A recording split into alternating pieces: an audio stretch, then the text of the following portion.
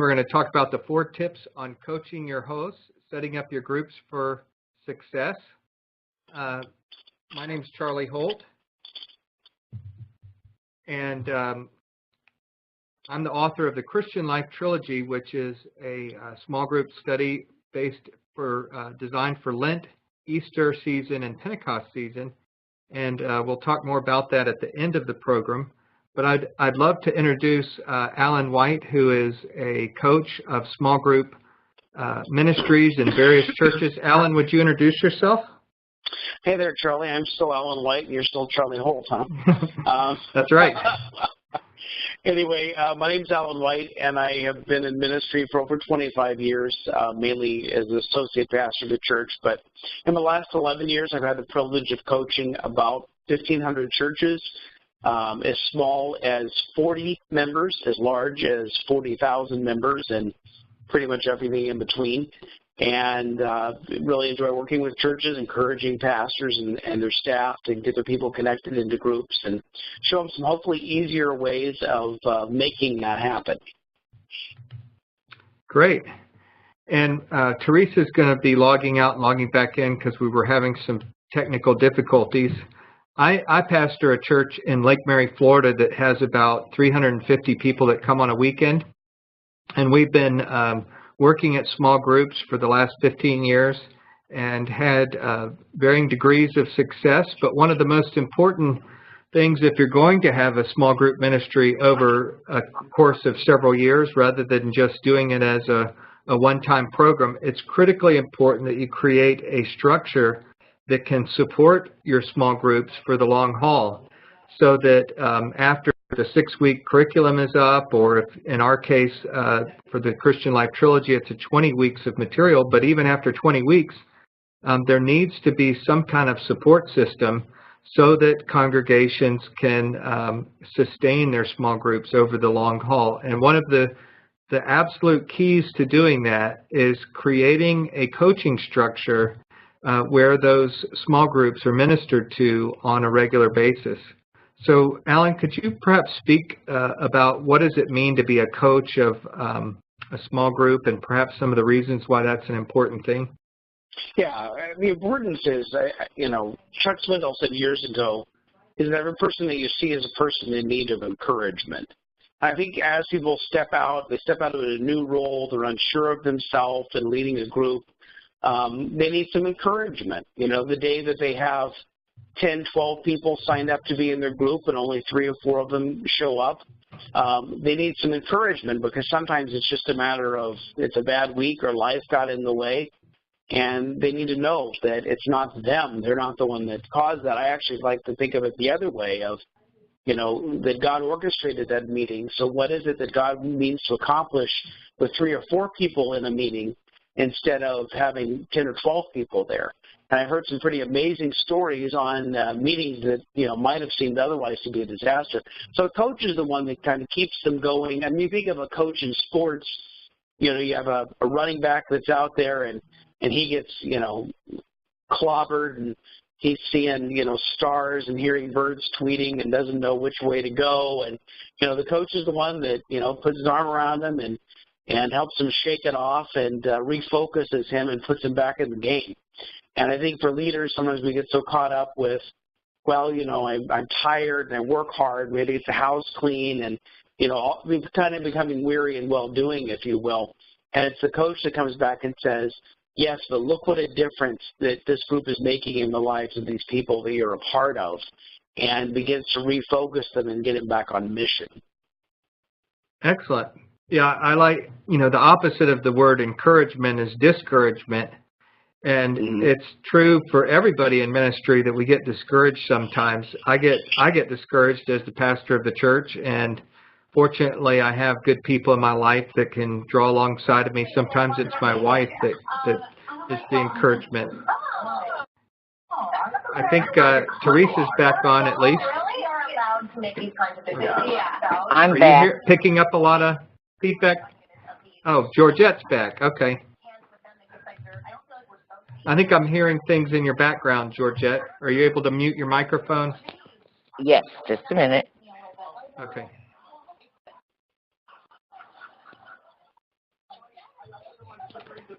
So, one of the things that when you're thinking about a coaching structure for small groups, Alan, what are some of the things that we need to be thinking about in terms of how to organize that? It depends on the size of your church. I mean, I go off of, Jethro's advice to Moses in Exodus 18 was that you have leaders of tens, leaders of 50s, leaders of hundreds, and leaders of thousands. And the leaders of tens, I would take those to be our small group leaders. And the leaders of 50s and hundreds would be, coaches in this scenario. Leaders of thousands, well, if you have thousands, then maybe you need a tier above that. And in some cases, you only need the coaches, and that becomes your small group team. But I would find, people with good character, people that have some experience with groups. But by and large, the biggest factor are people that care. People that care about the leaders, they care about what they're doing, they care enough to pick up the phone and make the phone call. And sometimes that's hard to find. I mean, I've recruited people that they wanted a title. I've recruited people that said they were going to do it and didn't do it. I recruited people and didn't explain real well what they were supposed to do, and then they felt like a failure because I didn't I didn't define a win for them. And but I think that and having that structure. I was at a church in Northern California where we had 30% of our adults in groups. And I was completely overwhelmed because I was trying to coach all of them single-handedly. And it was just too many phone calls, too many meetings. And then as soon as I developed coaching structure, we actually were able to go from 30% to over 100% of our adults in groups. And a big part of that was me trying not to manage the whole thing by myself. Yeah. And so when you were at that large church, how many small groups did 30% represent? Well, at that church, we were about 800 adults on the weekend, and 30% was about 30 groups. And 30 small groups, wow. Yeah, and so trying to manage 30 groups myself, I mean, I didn't manage them very well, and I had other responsibilities as well. But even, earlier in that church, when we were more along the 300, 350 line, we had 10 groups. And we didn't really coach them because we were small enough that, we were all communicating, we were all talking, and at the end of the year, they all quit. And we said, why aren't you continuing as a group? And they came back and said, well, we felt like we were a lone ranger. We thought, well, how will they feel like they were a lone ranger? They could have come up and talked to me or to our senior pastor at any point, but they just didn't feel like we weren't asking them intentionally what was going on with their groups. And they didn't feel supported, so they did very much feel like a lone ranger. Sure. Now, for 30 groups, how many coaches do you think are important for 30 groups? There's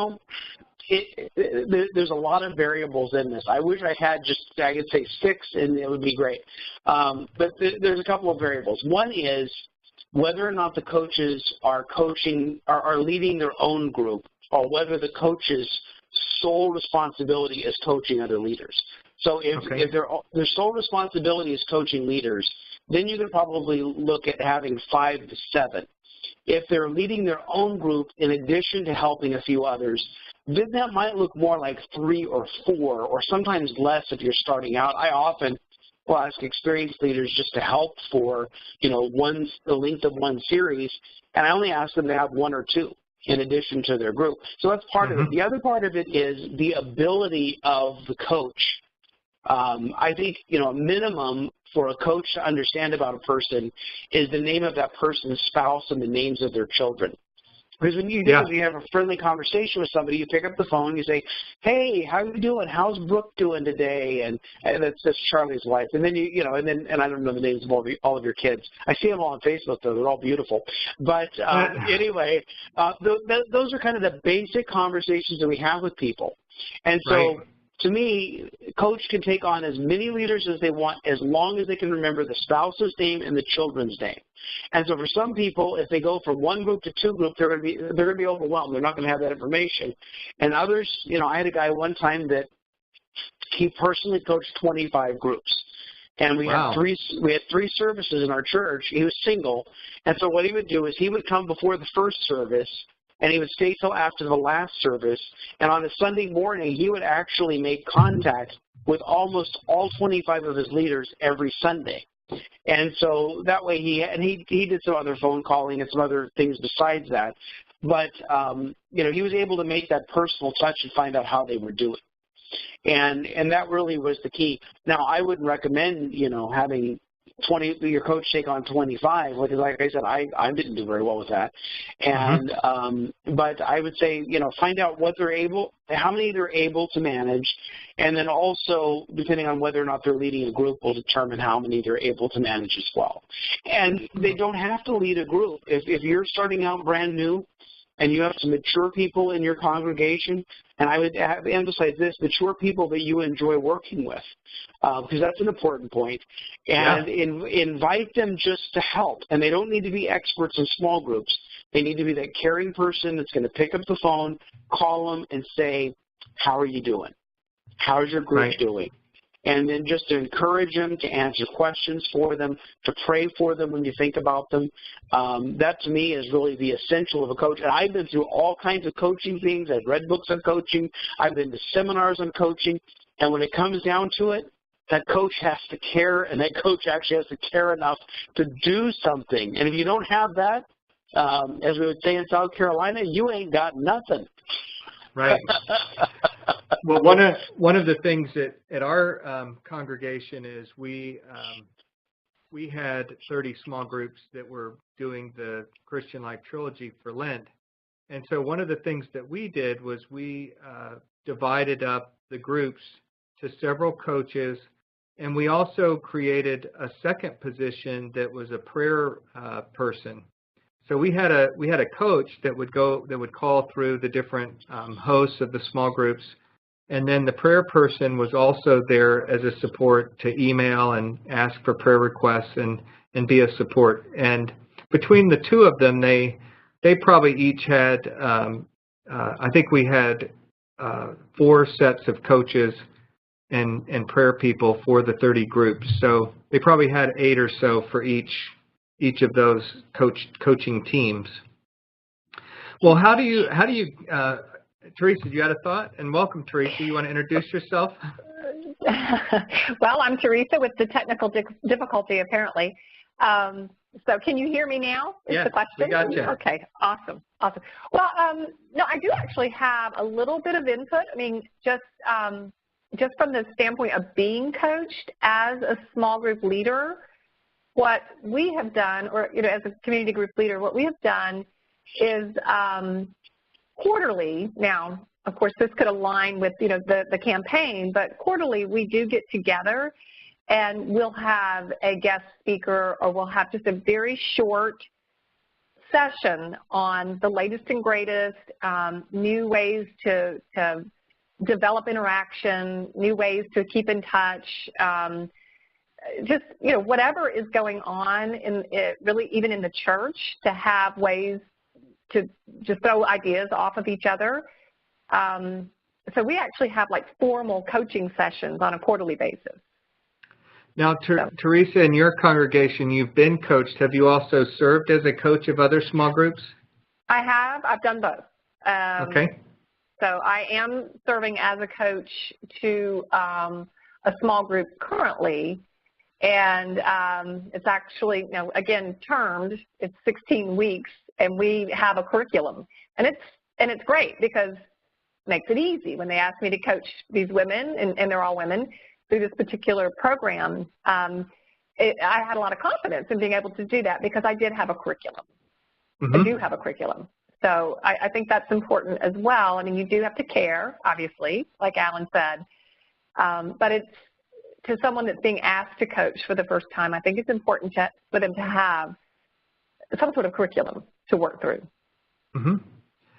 So one of the slide that's up right now says how to get enough coaches. One of the things that we always struggle with and are challenged with, and we've talked about how to recruit hosts, but here we're talking about how to build the actual support staff of the small group ministry. So what are some of the points, Alan, that you would want to make in this particular topic? Yeah, I've done various things over the years. Some right, some not so great. I used to invite a potential coach who was an experienced group leader. I would invite them out to lunch. I'd pick up the checks so they would feel obligated. I would, have the job. Yeah, I'd have the job description, all lined out, and then we, try to get them started. Some of them worked, some of them liked the title, some of them, didn't do anything. And then we get to the place where, we doubled our groups in a day, and it went from 30% to 60%. Within 6 months, we had, 1,000 people in groups and 800 on the weekend. So we had to do coaching, catch up very, very quickly. And, I used to limit the fact that, well, how can I coach all of these new leaders if I'm not adequately coaching the leaders that I already have? And so I one day woke up and I said, now, wait a minute. If I doubled my groups, that means half the leaders know what they're doing, the other half don't know what they're doing. So I'll just pair them up together. And I'd been at the church for 12 years, so the invitation went like this. I sent them a letter, and I said, hey, we are completely overwhelmed. I need you to take this one new leader under your wing, call them once a week, answer their questions, and unless you absolutely can't do this, I'm counting on you. And you have to be there a long time in order to make that kind of it wasn't an invitation as much as it was a demand. And I had one leader that came back to me and said that there was no way they could possibly take that on. And so I excused them, but all of the rest of them either did it or didn't do it. But as we began to do a sequence of campaigns, and once we had a few leaders going, rather than beating myself up on how inadequately I was coaching my current leaders, I just thought, well, you know what? I have people with experience that have figured out good enough how to keep their group going. So why don't I tap those and invite them to walk alongside a new leader? And so as we would begin to recruit new leaders, just prior to that, I would gather together my existing groups, classes, others who would be participating in the series. I would tell them about the series, give them all of that information, and then I would say, we're going to be inviting, people to host these groups. Our coaching structure is going to be completely overwhelmed, and I need you to help me. So if you would walk alongside someone for 6 weeks or 7 weeks of the study, then I would really, really appreciate it. Now, what I did was, that because we're inviting people who are willing to step out and to open up their home and host one of these groups, it's kind of a trial run for small group leadership. Well, I was doing the same thing with coaching. I was taking an experienced leader and saying, will you help for 6 weeks? Now, it wasn't a lengthy commitment, so they could say yes to 6 weeks, but also in that time, they could figure out if they liked coaching, and I could figure out if they were any good at it. And so when it came to the end of that 6 weeks, if they did a good job, I said, would you be interested in continuing to coach, and could you possibly take on a couple more leaders? For the ones who did very little or weren't effective or didn't do anything at all, I would say thank you very much for 7 weeks of your valuable time. You fulfilled your responsibility, and thank you very much. And that was a much easier way for them to exit than for me to have to go to them and fire them, because they're volunteers, and that's very awkward to fire, any kind of volunteers. That's right. Well, and that's a great strategy, because what you're doing is basically establishing a need, and when people feel needed and that there's an actual thing for them to do, they're much more likely to say yes to it. Nobody wants to just sit on a committee or do something and not get utilized. But if there's a great need out there, they'll definitely step up, and you'll find those people. So what's the kind of person that you would want to see in this role? And maybe Teresa might want to take a stab at this. The kind of people that you've seen make ideal coaches of small groups, small group hosts and leaders. Right. Well, I'm going to say probably the biggest characteristic that and it sounds kind of weird, but I want to stay away from, is that person that feels inclined to teach versus lead. So we really need facilitators. We need good listeners. We need people that are very humble and that are not afraid to have conversations where there may be some disagreement, that embraces the opportunity to really, in a group, to really reflect on what God's Word says. So because we have a lot of conversation, and they're not always eye to eye. So that to me, some of those characteristics are key. Teachers are awesome because they can explain things really well, but they're not necessarily the best facilitators. Does that make sense? Yeah, and I think, you may be talking about actual small group leaders and facilitators. One of the things, one of the things that what we're want to think about is also the support system that goes to that helps those small group leaders to encourage them in the task that they're doing. So one of the things that that Alan pointed out was that we want to find people that have had some experience being a small group leader and have done their own host for a while, and not just hosted it for a 6-week program, but perhaps have made the turn and been able to sustain and keep their group alive for a long period of time. Those have some track record and experience of how to maintain a small group for the long haul. What would you say, Alan? Some other? Well, I think that you do. I mean, along the lines of what Teresa was saying, you want somebody who is a good listener, not somebody that's just going to get on the phone and talk that host or facilitator's ear off. Somebody's going to listen to them. And has the ability not just to listen to their words, but kind of listen to what's behind their words. Because somebody who's new at leading a group may, they may sweep a few things under the rug and not realizing that it's more of a problem than what they think it is. For everything from people being inconsistent with their attendance to consistently being late to somebody in the group who talks too much, these sorts of things, that could actually be a problem for the group. And so for that coach to kind of hear them out and say, now tell me about this person you said that's very talkative in your group. How are the other group members reacting, and how are you handling that? Well, I don't know how to handle that. Well, if the coach has dealt with that before, then they can share from their experience. If they haven't, they can go to somebody who knows, or even go somewhere like on my blog or Mark Howell's blog or somebody on my blog, and you type the words "shut up" into the search, you'll find a blog post about how to deal with overly talkative people in your group. And and so, so some of these sorts of things kind of help them navigate through. I know in some parishes that if groups are new to them, they may not have experienced leaders. But again, caring, mature people that if they don't have all the answers, will at least help them to identify problems and find answers for them. And I'll give you Charlie's cell phone number, and he'll be glad to take those calls. Alan, Absolutely.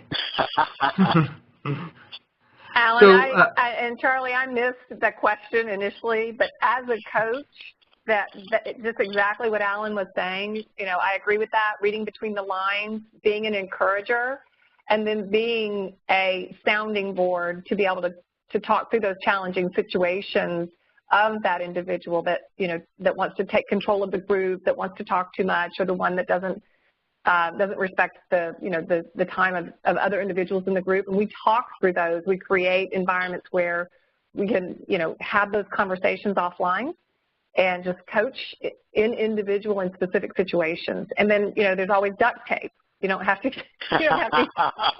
That's right. Or somebody will say, what about that group member that they're very inconsistent in attending? Well, my simple answer is just move the group to their house, and then they have to show up because it's at their house. Or the other thing you could do is, you could maybe you're passing them in church or what have you, and say, oh, yeah, remember the group on Tuesday night? And they go, oh, I don't know if I was going to make it. You say, I was really counting on you bringing, the beverages that night, or bringing some of the, oh, you were? Well, now they have a reason and a purpose to be there, and maybe you just motivated them to get to the group when otherwise they were like, I wasn't so sure. So, there are those kinds of little tips and tricks, and they're around out there on blogs and various places. But again, helping leaders to identify things. I had one group that they had a member of the group, we'll call her Louise because that was her name, and they had to do everything to her liking. Every study, every activity, everything the group did had to be to her liking. And I finally, through the coach, we went back to the leader and said, listen, what you were doing in your group to accommodate Louise is actually harmful to your group. And the leader's eyes kind of got big because they knew that she was kind of a pain and they wanted to keep her happy, and, the group was putting up with all of this. But once you put the label harmful on it, then that became a whole different ballgame. So then we had to address it, but not as the pastor, not as the coach, not as the group leader. We had to address it as the group to say, let's find a middle ground. We can't always go to the restaurant you want to go to. We can't always do the study that you want to do. And they weren't willing to kick her out, but, and she was a little, a little, open to what they wanted. But anyway, we could go on and talk about horror stories. Most people are not going to face those. They're going to face the simple things. They're going to trip them up. And if you have a coach there to intervene, let's say somebody's recruiting members to the group and they get turned down a couple of times and they're discouraged and they think maybe it was a mistake that they stepped out to do this. Well, just somebody that says, everybody that I've invited, didn't say yes, and let's pray about who God intends to be in your group, and let's keep at it and see if a little persistence can kick in there. But again, it's that coach being in there to help them. Because otherwise, we just have so much stuff, so many things to distract us in this world that it would be real easy to give up and be busy doing a lot of other things and not get started at all. And we want to discourage the busyness and the distraction and encourage them to focus and to continue moving forward with their group. And when they do have a problem, to have somebody who's a friend, somebody that they've built a relationship with, that they can call up and say, I've got this thing going on in my group and I don't know how to handle it. Right. One of the things that, so having somebody that's got experience and some Christian maturity makes for very good qualifications, and you already named it before, but somebody who cares is the absolute best kind of person to have as a coach of small groups. And having a caring person that's in the process of the ongoing life of the small groups, it's not in the dynamic of the small group, but is outside of it, a sounding board, a go-to person, can actually head off some challenging dynamics before they can bear a lot of negative fruit with just little small tweaks and encouragements. Let's pray about that difficult person, or let's come up with a different strategy for next week. And so, some of the horror stories that, like you're naming Louise there, maybe could be averted if you have a coaching structure, so that that group could have just had some little tweaks from the host from the start, and that would have been prevented some of the more difficult conflicts later. Let me move the slide along here. And so, what does a coach do? What in your experience, what are the kind of things that they'll be doing as a coach? Yeah, I think that you want to keep it simple, especially if this is a short-term thing. They're busy people, but I would say definitely to put in a call to the leaders once a week, from when they say yes until after the series is concluded. And the reason for that is you need that personal touch. The reason that you have a coach there is you want to have a relationship with all of the leaders, but you personally can't do that. Whether you're the group's director, whether you're, on staff at the church or whoever, one person can't be spread that thin. You can't make that many phone calls. So you want to call them every week. It's not an email distribution list. In fact, I've said, and it's kind of pointed, but I've said that if you're coaching through email, you're not coaching leaders, you're spamming them. And so the key is to pick up the phone, to have that personal touch, to ask them, what's going on in their group, to, answer their questions, to give them encouragement, to pray about it. Keep it that simple.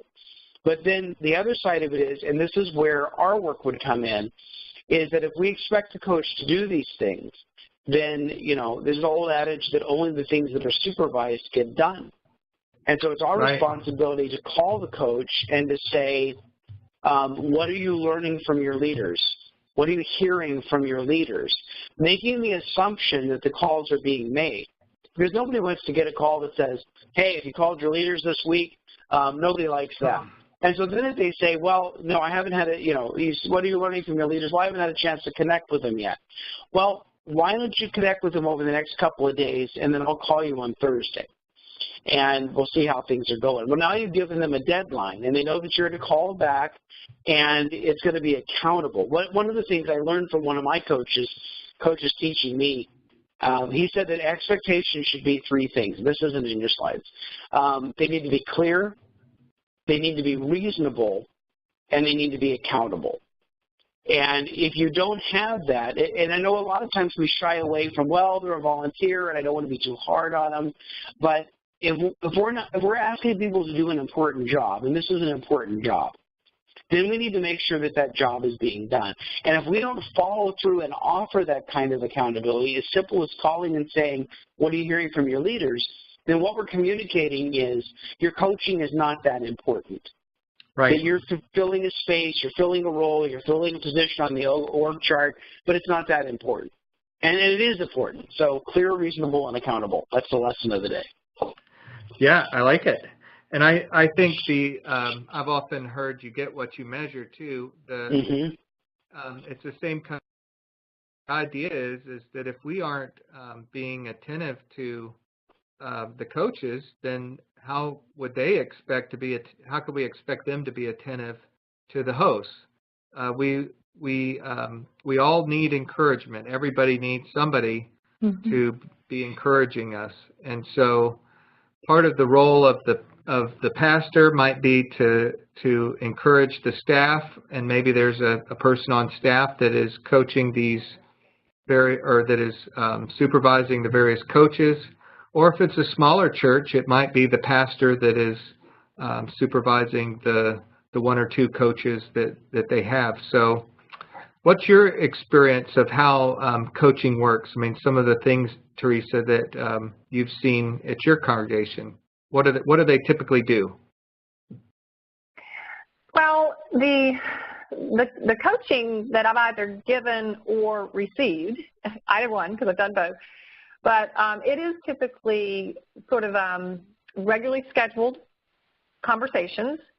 Not a lot, like Alan said, not a lot of email correspondence, but a lot of lunches and just an opportunity to talk with. Now, in my particular case, my coach that I have is a staff member.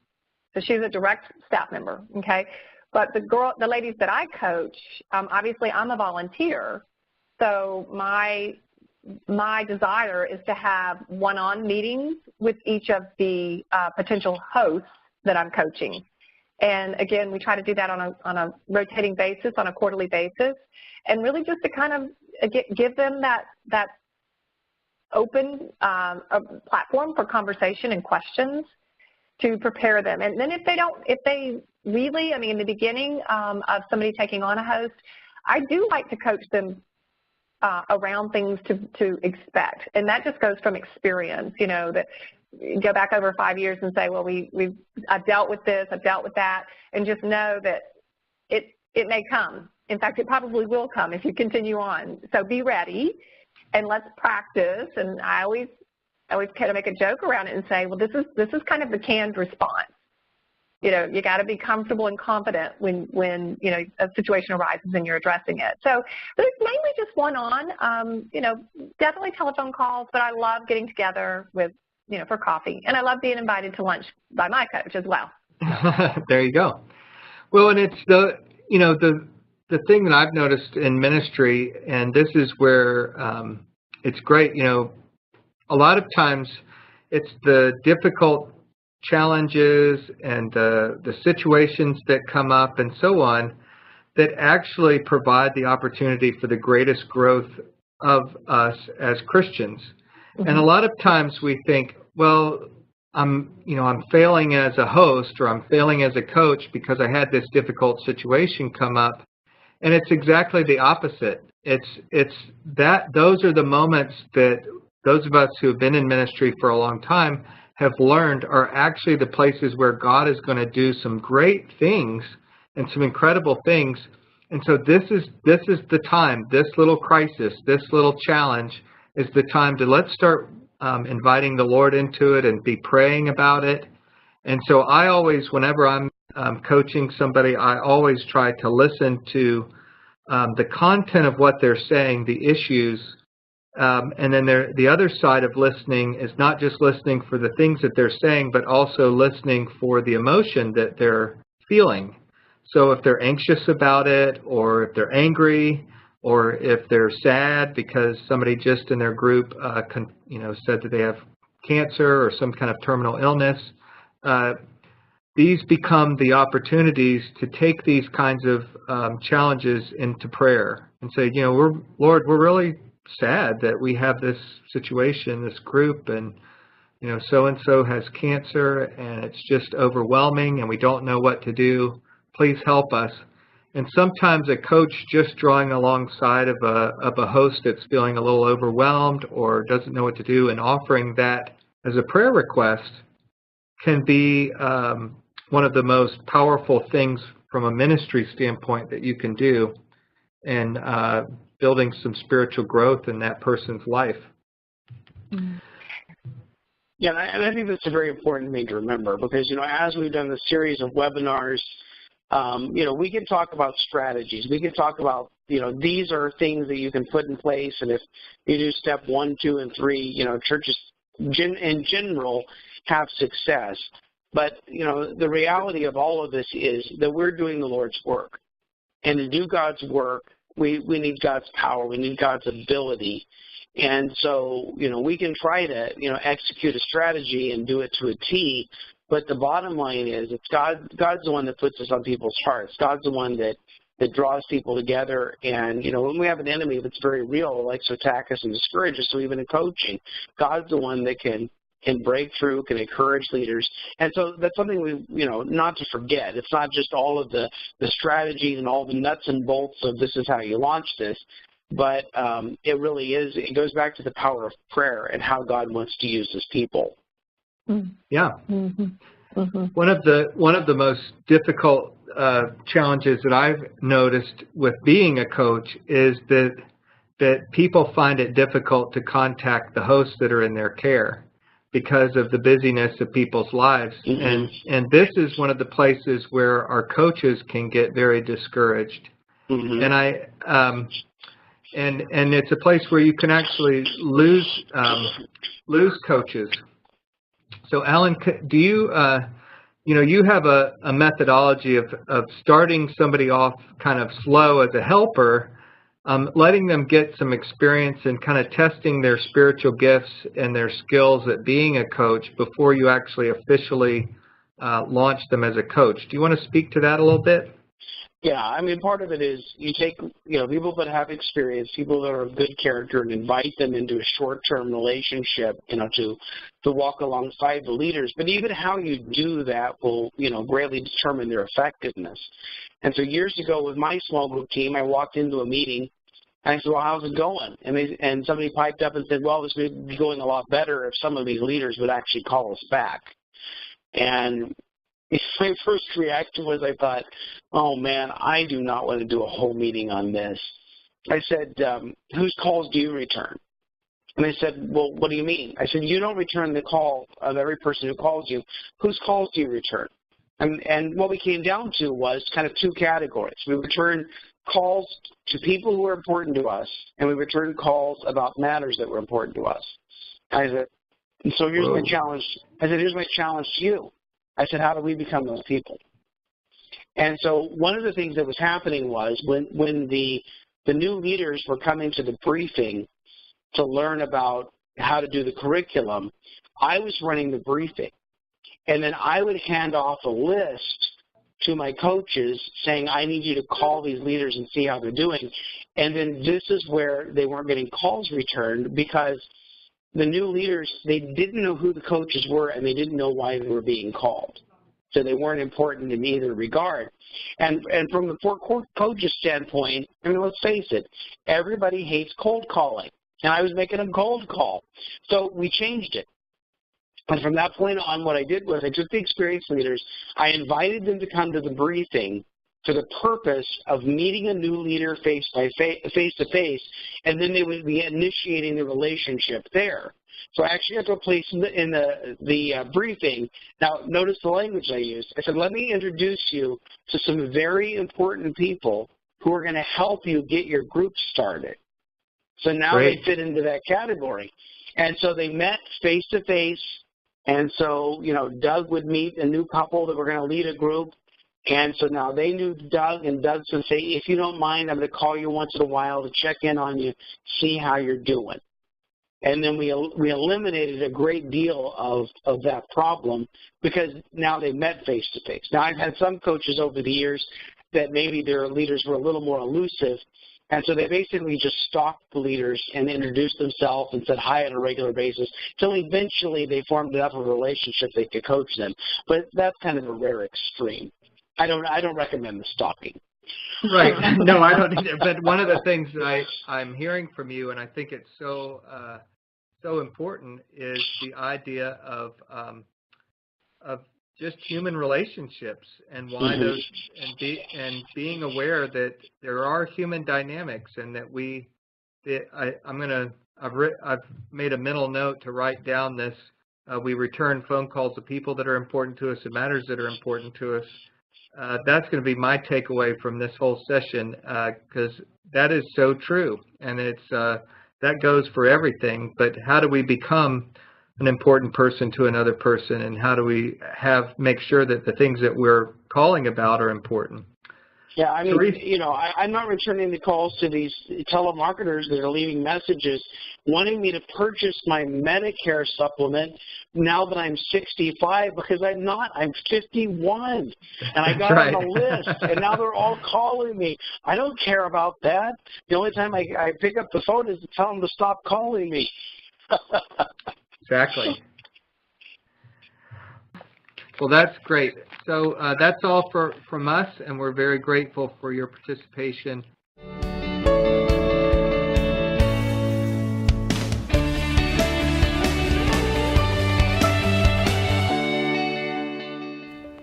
Hi, my name's Charlie Holt, and I'm the pastor of St. Peter's Church and the author of the Christian Life Trilogy. Over the years, I've had a hunger to see solid small group materials developed in and around the core faith of our church, found in the gospel of Jesus Christ. The Apostle Paul says in 1 Corinthians chapter 15, "For I delivered to you as of first importance what I also received, that Christ died for our sins in accordance with the Scriptures, that He was buried, and that He was raised on the third day in accordance with the Scriptures." The Christian Life Trilogy seeks to focus on the things of first importance: the crucified life, the resurrected life, and the Spirit-filled life.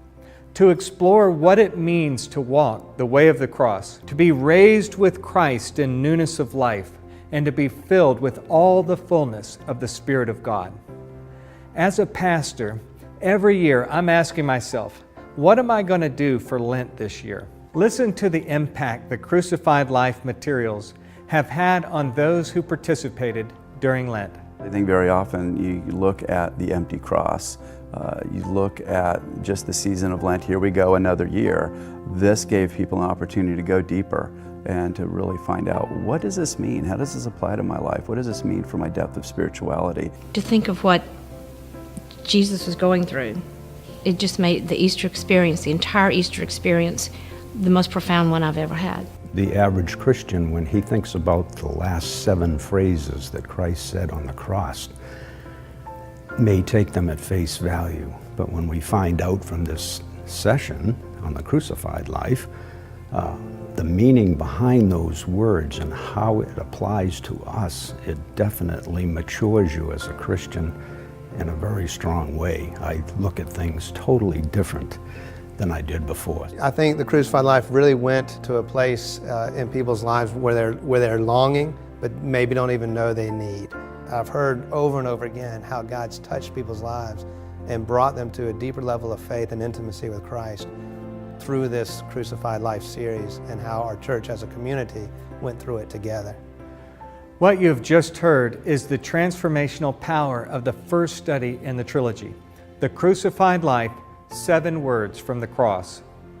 The entire Christian Life trilogy is a 20-week journey into the heart of the gospel and the heart of the Christian life.